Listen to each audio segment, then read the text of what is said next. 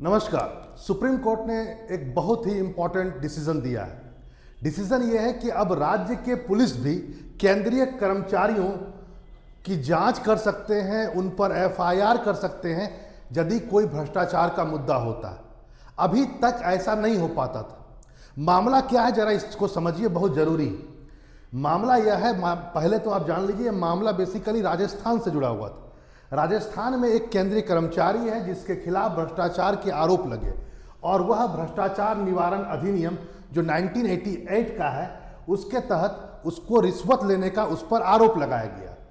और यह आरोप लगाया गया और उस जो लगाया गया वो लगाया गया राजस्थान के एसीबी से, यानी कि राजस्थान पुलिस का जो डिपार्टमेंट है, एंटी करप्शन ब्यूरो, उसने यह आरोप लगाया और इसके आधार पर उसको गिरफ्तार किया गया।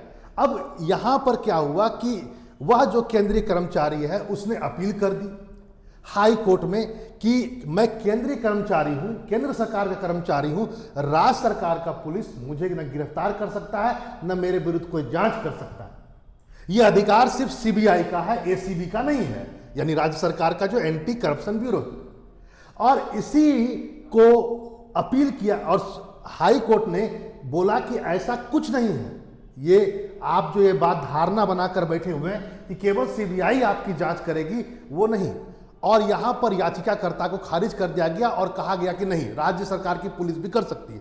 अब यह व्यक्ति चला गया सुप्रीम कोर्ट और सुप्रीम कोर्ट ने, जब सुप्रीम कोर्ट के पास यह मामला पहुंचा तो सुप्रीम कोर्ट के पास कुछ ऐसे प्रॉब्लम्स थे जिसका सुप्रीम कोर्ट ने सबसे पहले देखा। प्रॉब्लम था पहला यह कि क्या राज्य सरकार का पुलिस या राज्य सरकार का कोई डिपार्टमेंट हो एसीबी टाइप का, क्या वह केंद्रीय सरकार के कर्मचारियों के खिलाफ भ्रष्टाचार के केस दर्ज कर सकती है? क्या बिना सीबीआई की अनुमति के, पूर्व अनुमति के, क्या वह ऐसा काम कर सकती है? दूसरा पार्ट। और तीसरा पार्ट यह था कि क्या यह अपराध जो पीसी एक्ट, यानी जो क्या कहता है भ्रष्टाचार निवारण अधिनियम है, वह एक्ट के तहत क्या यह संज्ञेय है, यानी कॉन्जेबल है? तीन बातों का निर्णय इसमें सुप्रीम कोर्ट को करना था और सुप्रीम कोर्ट ने यायावर तरीके से सब बात को कहा। सुप्रीम कोर्ट ने पहला बात यह कहा कि राज्य पुलिस हो या एसीबी हो, इन सबको अधिकार है कि वह बिना सीबीआई के पूर्व अनुमति के और न केंद्र सरकार की पूर्व अनुमति और न ही केंद्र सरकार की पूर्व अनुमति, दोनों ही चीजें आवश्यक नहीं होगी राज्य सरकार के पुलिस को इसके तहत किसी प्रकार का काम करने से। साफ मना कर दिया, मतलब केंद्र सरकार की भी इजाजत की आवश्यकता नहीं और न सीबीआई की पूर्व अनुमति के। ऐसा निर्णय सुप्रीम कोर्ट के जज जेबी पारदीप वाला ने और जस्टिस सतीश चंद्र शर्मा की पीठ ने दिया।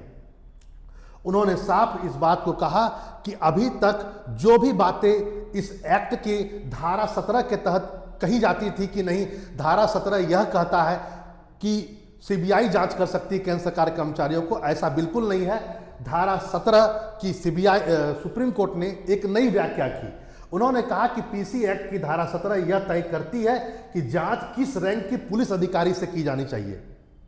यह नहीं कहता है कि सीबीआई केवल करे। उन्होंने कहा कि इसमें केवल यह है कि एक स्तर से ऊपर का अधिकारी ही जांच कर सकता है, यानी डीएसपी और इंस्पेक्टर से नीचे के अधिकारी जांच नहीं कर सकते। यह बात कहा गया, मतलब राज्य सरकार का भी यदि कोई पुलिस उसकी जांच करता है तो वो डीएसपी और इंस्पेक्टर से कम रैंक का ना हो, केवल यह बात कहता है धारा 17। यह नहीं कहता है कि सीबीआई केवल जांच कर सकता है। यह धारणा बिल्कुल गलत है। सुप्रीम कोर्ट ने साफ कर दिया कि केंद्रीय कर्मचारी इज इक्वल टू सीबीआई जांच। ऐसी कोई व्याख्या सुप्रीम कोर्ट ने साफ मना कर दिया। यह कानूनी व्याख्या ही गलत है। सच्चाई यह है कि सीबीआई की भूमिका जरूर प्राथमिक है, इसलिए प्राथमिक बनाकर रखी गई है कि दोहराव से बचा जाए। पता लगा कि आप एक ही जांच को दो और तरीके से किया गया, पता लगा राज्य सरकार किए फिर सीबीआई किया, इससे अच्छा एक ही बार में सीबीआई को देकर के काम समाप्त किया जाए।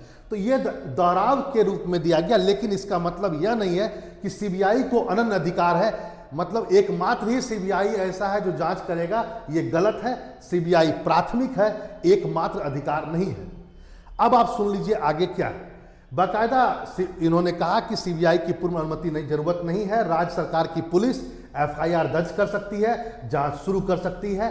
और दूसरा बात, ये संज्ञेय अपराध है। संज्ञेय अपराध वो अपराध होता है जिसमें बिना कोर्ट के अनुमति के आप किसी पर एफआईआर दर्ज कर सकते हैं, जांच शुरू कर सकते हैं और गिरफ्तार भी कर सकते हैं। इस बात को आप जान लीजिए। अपराध दो प्रकार के होते हैं।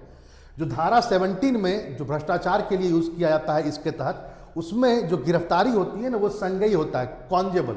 इसमें कोर्ट को अनुमति आवश्यक नहीं होता। हाँ, लेकिन जो असंज्ञेय होता है, नॉन कॉन्जेबल, उसमें कोर्ट की अनुमति के बाद ही आप गिरफ्तार कर सकते हैं। तो ऐसी चीजों को अब देखिए, इससे क्या क्या होगा। उससे अब यानी एक तरह से राजस्थान की जो हाई कोर्ट है उस पर मोहर लगा दिया सुप्रीम कोर्ट ने। अब इससे क्या क्या होगा जरा समझ लीजिए। जब राज्य सरकार भी केंद्र सरकार के कर्मचारियों को खिलाफ कुछ भ्रष्टाचार के आरोप में कुछ भी बात हो, उसकी जांच यदि करना शुरू कर दे, तो अब इससे क्या होगा, केंद्र सरकार अब सीबीआई की ढाल के पीछे नहीं छुपेंगे।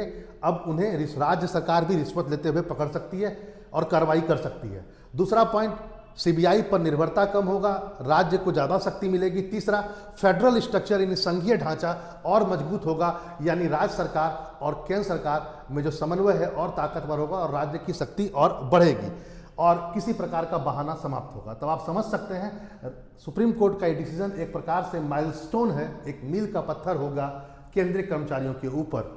यानी अब केंद्रीय कर्मचारी को भ्रष्टाचार के खिलाफ राज्य सरकार भी एक्शन ले सकती है, राज्य सरकार की पुलिस भी एक्शन ले सकती है। नमस्कार।